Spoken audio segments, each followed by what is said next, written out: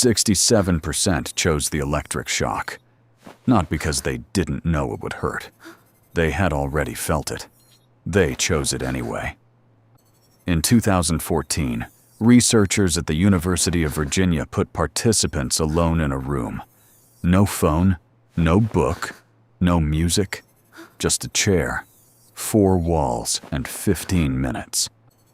Before it started, almost everyone said they'd be fine. Most were not fine. 2/3 of the men and 1/4 of the women pressed a button that sent an electric current through their own body rather than continue sitting in silence. The pain of doing nothing was measurably worse than the pain of a shock. That is not a personality flaw. That is not weakness.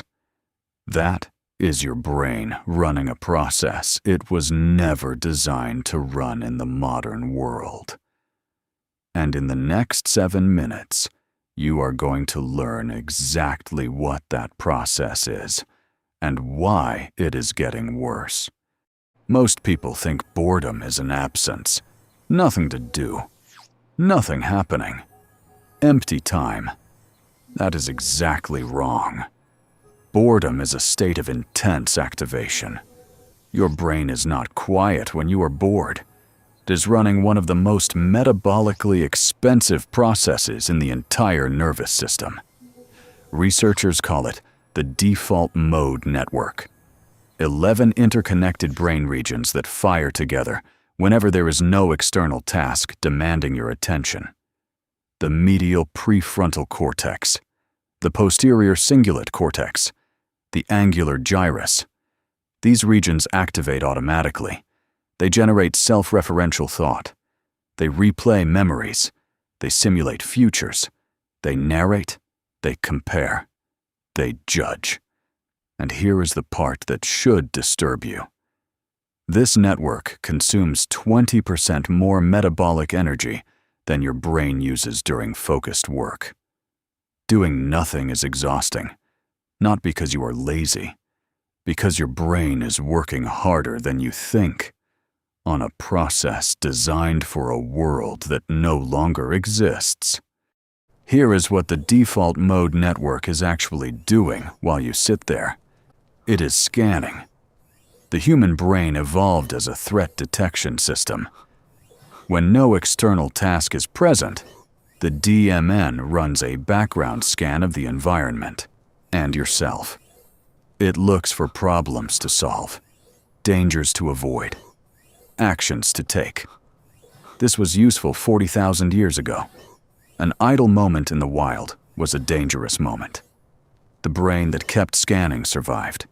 The brain that went quiet did not. You are not bad at being still. You are too good at surviving.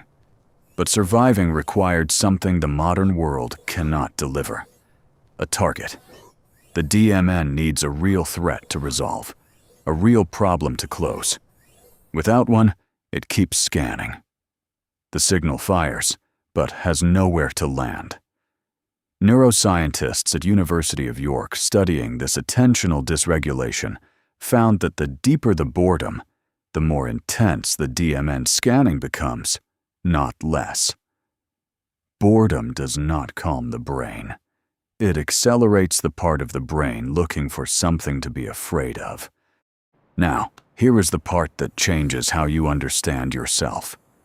The boredom you feel is not metaphorically uncomfortable. It is not a vague unease. It is pain. Neuroimaging studies show that boredom activates the anterior insula, the same brain region that processes physical pain. Not a similar region, not a nearby region, the same region. When you burn your hand, anterior insula fires. When you sit in deep, unmanaged boredom, anterior insula fires. The neural overlap between those two experiences is approximately 90%. You are not being dramatic when you say, boredom hurts. Your brain is running the same pain signal. It just cannot tell you where the wound is. This is why the participants in that Virginia study chose the shock. The boredom was not less painful. It was the same level of painful, but the shock had a beginning and an end. The boredom did not. This is also why scrolling your phone relieves boredom so immediately and so temporarily. It interrupts the anterior insula pain signal for approximately 47 seconds. Then the signal returns. Stronger? Neither can I. So if boredom has always been painful, why does it feel so much worse now? The answer is not that you have become weaker. The answer is that someone else is running the part of your brain that handles boredom. The attention economy does not sell you content. It sells relief from the pain your brain produces when it has nothing to do. The mechanism is precise. Every time the DMN activates, every time the anterior insula fires, your phone is within reach. You reach, you scroll. The pain stops for 47 seconds. This has happened thousands of times. Your brain has now associated stillness with pain and the phone with relief. That association was not an accident. It was engineered. The algorithm does not know your name, but it knows exactly how long your anterior insula takes to fire after you put the phone down. Neuroscientist Dr. Anna Lembke at Stanford calls this the dopamine-pain balance. When the relief spikes dopamine, the baseline drops to compensate. The next period of stillness feels more painful than the last, not because boredom got worse, because your pain floor moved. You are not addicted to your phone. You are addicted to not feeling pain, and your phone is the only tool nearby. Here is what the research actually shows you can do.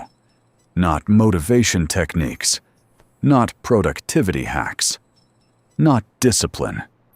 Something more fundamental. You can train your anterior insula to tolerate the signal without acting on it. This is called boredom tolerance, and it functions exactly like physical training.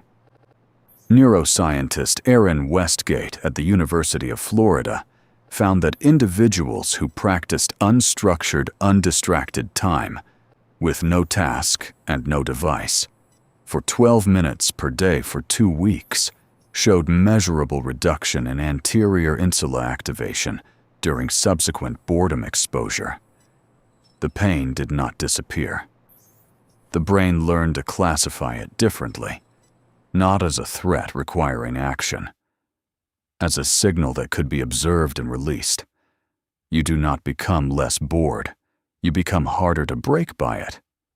The dopamine baseline also rises, not through reward, through abstinence. The same mechanism that drops the floor also raises it when the stimulus is removed. Dr. Lembke calls this the dopamine fast. 30 days of consistent boredom exposure without relief-seeking produced baseline dopamine levels 17% above participants' starting point. Your brain was designed for a world with long stretches of nothing, and it thrives when you return it to that world, even briefly, even deliberately, even painfully. 12 minutes. That is the dose.